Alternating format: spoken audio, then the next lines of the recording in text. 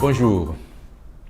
Cette semaine, il y a eu à Dakar un forum qui a rassemblé des hommes d'affaires, banquiers, industriels, des administrations d'État et puis d'organisations internationales, de la société privée, des femmes et des jeunes d'Afrique de l'Ouest et d'Afrique centrale pour évaluer la mise en valeur de la zone de libre-échange commerciale africaine. Et le même exercice va avoir lieu en Afrique du Sud, en Afrique de l'Est, en Afrique du Nord. Et puis, en juillet prochain, les chefs d'État vont aller passer à l'application de cette zone de libre-échange commerciale africaine. L'année dernière, à Kigali, ils ont signé un traité pour créer. Ils avaient fixé un certain nombre de pays, 22. Si ces 22 pays ratifiaient, alors on pourrait dire que ça peut entrer en vigueur. Et puis ça y est, les signatures sont obtenues. Les autres vont venir, mais pour le moment, c'est obtenu. Et donc le mois prochain, on va passer dans la phase d'application. Ces différentes réunions régionales servent à rassembler pour les techniciens, les experts et à mettre à la disposition des chefs d'État les défis qui attendent l'application de cette zone de libre-échange commercial. C'est quoi en fait? C'est simplement d'étendre ce que nous faisons ici dans l'UEMOA à l'ensemble du continent africain. C'est-à-dire qu'on pourra passer d'un pays à un autre sans contrôle douanier, on pourra passer des marchandises d'un pays à un autre sans taxes douanières, on pourra s'installer dans le pays de son choix, on pourra créer des entreprises dans les pays de son choix, on pourra faire des affaires et y vivre sans tracasserie. C'est ce que les chefs d'État ont visé. Mais vous comprendrez que ce n'est pas chose facile. Et à Dakar, nous avons discuté des défis qui attendent.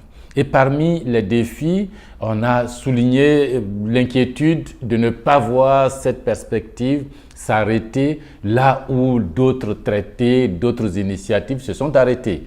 On signe, on fait de beaux discours et puis après, on s'assoit là-dessus, rien n'avance et les populations sont harassées, tracassées aux postes frontières. Et tous ceux qui étaient là ont exprimé le vœu de voir les chefs d'État, cette fois, aller plus loin. Et deuxième préoccupation, ça a été la corruption.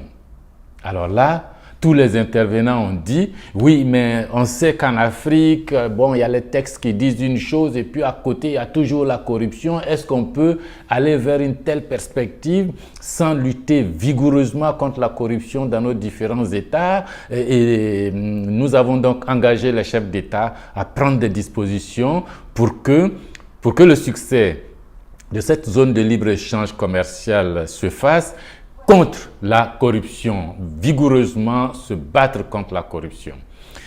Et troisième défi, ça a été les guerres. On veut une zone de libre-échange commercial sur le continent africain, mais en même temps, il y a énormément, enfin, il y a plusieurs conflits. Là, si vous voulez commercer, il ne faut pas qu'il y ait des palabres entre vous. S'il y a des conflits ethniques ici, des conflits communautaires là-bas, des conflits armés, des rébellions, des coups d'État, mais le commerce ne va pas marcher. Nous avons donc demandé à ce que les chefs d'État prennent les dispositions pour que l'on aille à l'état de droit, pour que l'on aille à la démocratie, pour que l'on aille à la réconciliation dans les pays et que la zone de libre-échange puisse s'installer facilement dans cette ambiance-là. Autre défi important, ça a été que, bon, on a déjà plusieurs zones de libre-échange en Afrique. À l'ouest, on a la CEDEAO, à l'est là-bas, le COMESA, au sud, au centre, au nord, l'UMA, il y en a 5. Alors, les textes de ces 5 zones de libre-échange engageaient normalement chaque État à ne plus faire de négociations de zones de libre-échange commercial en dehors du cadre précédemment établi. Ça veut dire quoi? Que les pays membres de la CEDEAO auraient pu ne pas aller tous signer de nouveau à la zone de libre-échange commercial africaine, d'autant plus qu'ils sont déjà dans la CEDEAO.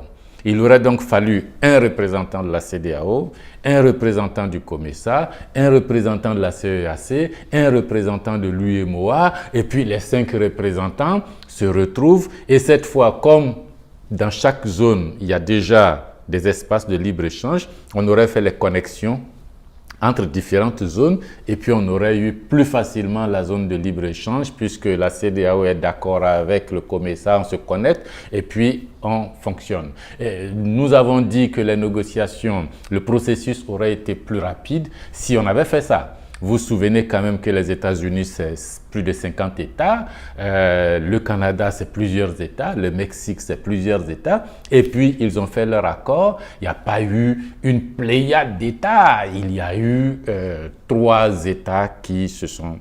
On aurait pu faire ça, et le regret a été que, bon, on est rentré dans un processus long qui risque d'être fastidieux, alors qu'on aurait pu aller plus rapidement.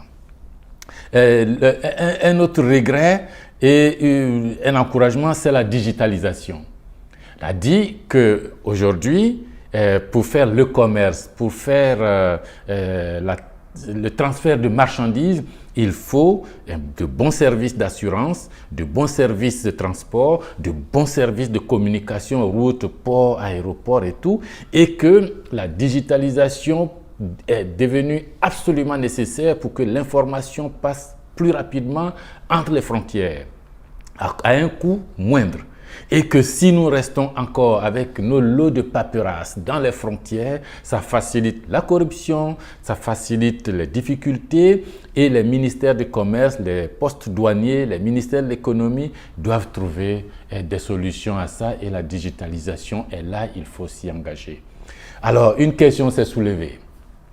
Si la zone de libre-échange commercial dit aux États africains renoncer aux postes frontières, renoncer à un certain nombre de droits de douane. Bon, mais dans nos budgets, on va trouver l'argent où? Puisque nous tous là en Afrique, on vit justement du commerce avec l'étranger. On vit justement du commerce extérieur. Les marchandises viennent et puis les États sont à la porte pour prendre leur part.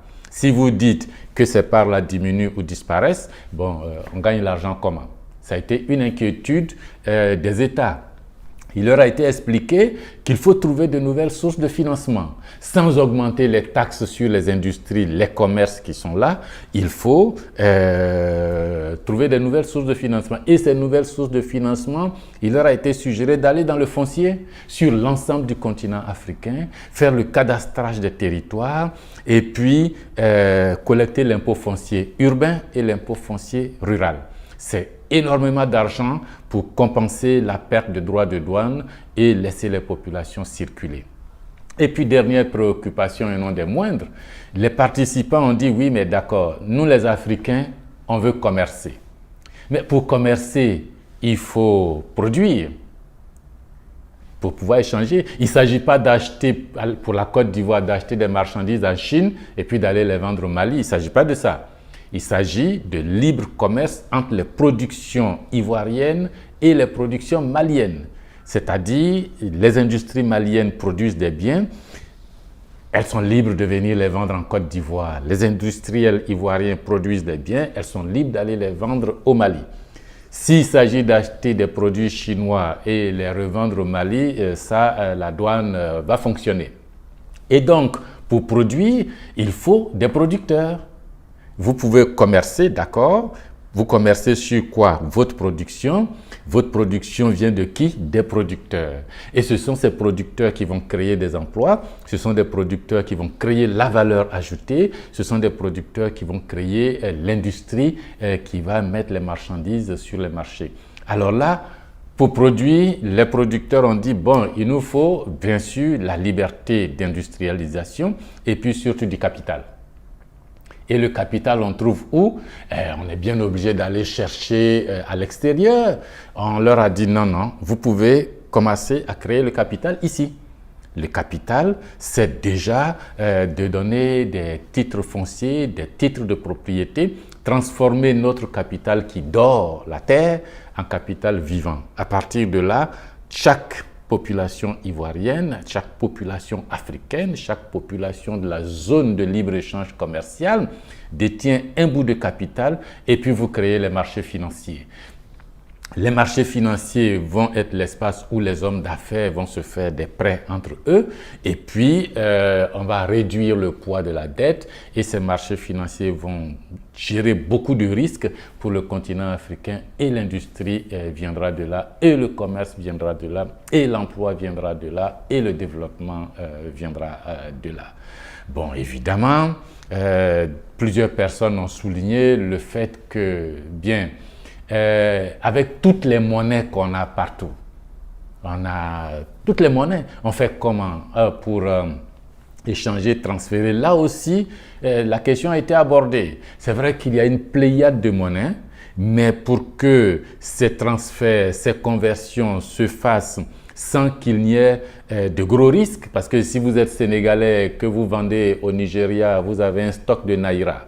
Et puis, à côté, il y a un béninois qui cherche des naira pour pouvoir vendre, pour acheter des marchandises au Nigeria. S'il y a un marché financier, le Sénégalais et le Béninois font leur échange de capitaux sans passer par la banque. Il a été encouragé aussi d'aller vers la création d'un grand marché financier continental. Les questions monétaires vont se gérer rapidement si la CEDEAO crée sa monnaie, si les autres créent leur monnaie, les places financières comme Wall Street, comme la City, vont se créer et puis les monnaies vont travailler. C'est possible. En tout cas, ceux qui étaient à Dakar pensent que c'est possible. Maintenant, si vous pensez que ces perspectives de libre circulation sur le continent sont bonnes pour la promotion de l'emploi, pour la promotion de l'investissement, pour la promotion du développement, il faut liker.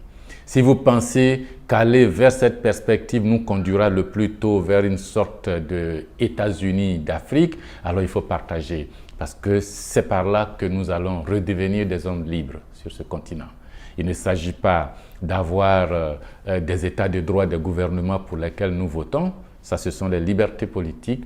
Mais ces libertés politiques ne conduisent pas à des peuples libres.